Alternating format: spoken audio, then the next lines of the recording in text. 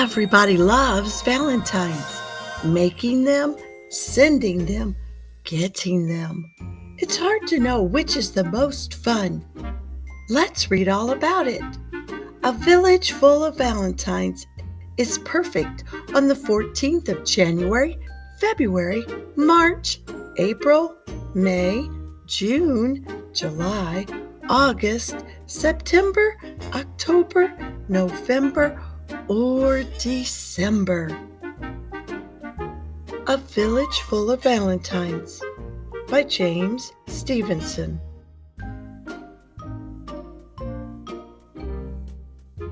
Chapter 1. Clifford's Rule. Sending any Valentines this year, Clifford? Asked Maureen. Certainly not, said Clifford. Why not? Said Maureen. I have a strict rule, said Clifford. I never send a Valentine to anybody unless they send me one first. You might have to wait a while, said Maureen. I already have, said Clifford. How long, said Maureen. 56 years, said Clifford. Chapter 2. Mona, Tina, and Mary Lou. I have an idea, said Mona. What is it? Said Tina. Let's hear it, said Mary Lou. Why don't we make Valentines together this year, said Mona. Great idea, said Tina. It will save time. And we'll have fun working together, said Mary Lou. I'll cut out the hearts with scissors, said Mona. I'll paste on the frilly stuff, said Tina. What will I do? Said Mary Lou. You can address envelopes, said Mona. Wait a minute, said Mary Lou. That's not fun. Okay, said Tina, you can lick stamps. Stamps are icky, said Mary Lou. Why don't you lick stamps? All right, said Mona. You can color little flowers and hearts and things on the envelopes.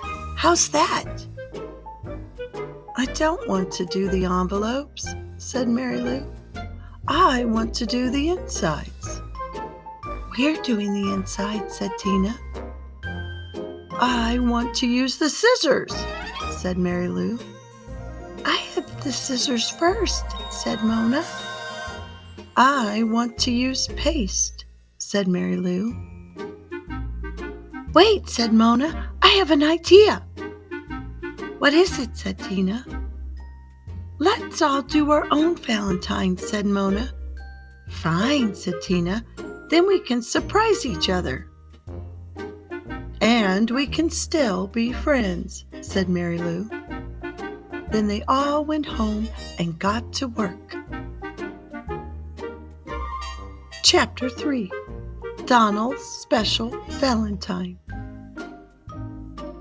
Here's your Valentine, you lucky bird, said Donald to Tricia. Where's mine? This looks a lot like the Valentine Barbara gave you last year, said Tricia. Does it? Said Donald. A lot, said Tricia. And wrinkled, too. You could smooth it out, said Donald. Thanks, said Tricia. So where's mine? Said Donald. I'm kind of in a hurry. Shut your eyes and put out your hand, said Tricia. This better be special, said Donald. It is, said Tricia. Donald shut his eyes and put out his hand. There, said Tricia. Happy Valentine's Day. Donald opened his eyes. Where is it? He said. In your hand, said Tricia. The world's tiniest Valentine. Do you like it? How can I tell? Said Donald. Hold it very carefully so it doesn't blow away, said Tricia. Like this? Said Donald. He cupped his hands. Exactly, said Tricia. Make sure you don't lose it." "Can I show it to other people?" asked Donald. "You could give them a quick look," said Tricia, "if you're careful." Donald walked away. "Who wants to see my tiny Valentine?" he called. Chapter 4. The Most Beautiful Valentine Ever Made. David was walking past Murray's house when he heard groaning and moaning from inside. David knocked on the door. "It's me," he said. "Is that you groaning and moaning, Murray?" "Yes, it is," said Murray. "I'm very miserable." David went in. "Still working on your Valentine box for Beatrix?" he said. "Yes," said Murray with a moan. "This is the third day and I'm getting nowhere." The floor was heaped with red paper hearts. Murray looked worn out. "What's the problem?" asked David. "I want to give Beatrix the most beautiful Valentine ever made," said Murray, "and it's not easy."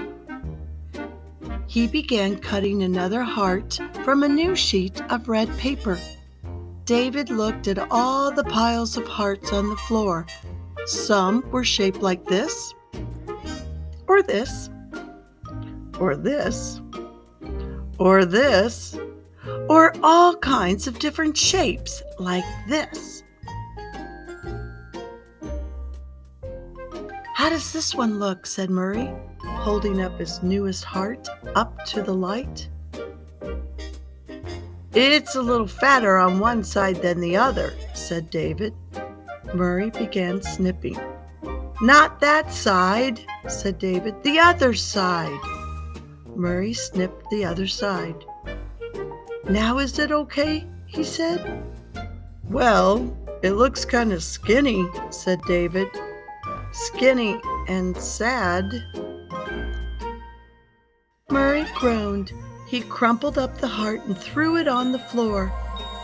"I may have to give up," he said. "The most beautiful Valentine ever made is just too hard." He sat down. "Of course it is," said David. "Why don't you make the second most beautiful Valentine ever made?" "That would be a lot easier," said Murray. "Or the 10th, said David. "That's impossible," said Murray. "Beatrice would like that, wouldn't she?" said David. "Of course," said Murray. "She'd love it." "Well, how about the 25th, said David. "The 25th I can make by tomorrow," said Murray. He grabbed a broom and began to sweep up. David went out the door. Behind him, he could hear snipping, and then Murray began to sing. Chapter 5. "Happy Valentine's Day, Curtis," said Miriam. "That's easy for you to say," said Curtis. "What's the matter?" asked Miriam. "Nothing much," said Curtis. "Just that nobody likes me, and I'll never get a Valentine." "Don't give up too soon," said Miriam. She went away, but in a few minutes she was back. She handed Curtis a Valentine. "Don't give up too soon," said Miriam. She went away, but in a few minutes she was back. She handed Curtis a Valentine. "Thanks, Miriam," said Curtis. He put the Valentine in his shopping bag. "I hope you'll feel better soon," said Miriam, waving goodbye. "I'll try," said Curtis, sniffing. Avery came down the street. "Hi, Curtis," he said. "How's it going?" "Okay," said Curtis. "Did you get any Valentines?" said Avery.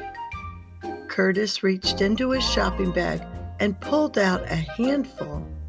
12 so far, he said. Chapter 6. Gus. Everybody in the village liked Gus the Tailor, and they all sent him valentines. Gus wished he could send a valentine back to each one, but he couldn't. This year, Gus decided things would be different. All year long, he saved bits of thread in the back of his shop. By summer, the thread made a ball half as tall as Gus himself. And by February, the ball was higher than his head. Late in the afternoon before Valentine's Day, when most people were home having their supper, Gus pushed the big ball of thread out the door of his shop and down the icy street, rolling it like a snowball. The thread trailed behind him. An hour later, when he finally got back to his shop, the ball was almost gone. The next morning, Gus opened his shop as usual. The first customer was Veronica. "Would you sew a button on this coat, Gus?" she asked. "Certainly, Veronica," said Gus. "Oh, I almost forgot," said Veronica. "Today is Valentine's Day, isn't it?" "I believe it is, Veronica," said Gus. "Did you make any valentines?" asked Veronica. "One," said Gus. "Just one." Chapter 7. The Valentine Show. Late in the afternoon, everybody in the village went to Sydney's barn to see the Valentine show. They sat on piles of straw and watched the acts. First, there was the Sweetheart Ballet. "What in the world is that supposed to be?" said Clifford. "It's a heart," said Vicky. "Looks like two skunks and a fat bear to me," said Clifford. Then Lester came on stage. "Now we are all going to sing," he said. "All together now. Watch my tail. 1, 2. Let me call you sweetheart." Everybody sang the song and clapped. "Hooray for Lester!" they cried. Lester bowed. Next, Clayton came on stage. "Here's a special weather report," he said. "A big cloud is headed our way. It doesn't look like rain exactly, or snow either. It looks like Valentines." And a shower of valentines came floating down from the rafters, where Mona, Tina, and Mary Lou were dumping paper bags full of hearts. Everyone cheered. Then Gus leaned over the railing at the top of the barn. "Don't go home just yet, please," he called. "You're all invited to come up here for cookies, cider, and one last valentine." Everybody went up the stairs. Gus gave them cider and passed the cookies. "Delicious," said Maureen. "Not bad," said Murray. "I don't see any valentines," said Clifford. "You said we'd get a valentine, Gus." "Oh, I almost forgot." He put down the cookies. "I guess it's time for the valentine, everybody." "Where is it?" said Beatrice. "Yes, where?" said Miriam. "Look out the windows," said Gus.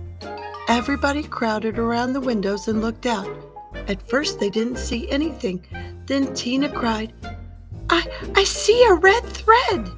"I see it too," said Mona.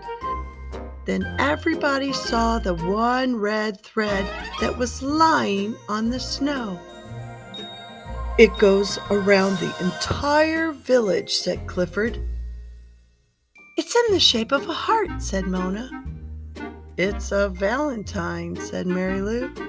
A giant Valentine for all of us? Everybody clapped and cheered. Thank you, Gus, they said. Thank you, thank you. Happy Valentine's Day, Gus. The end. Hello, friends. I hope you enjoyed our story today. If you did, please click like and share this book with your friends. And don't forget to look for all the other books by Storytime with Lorelei. See you next time. Bye for now.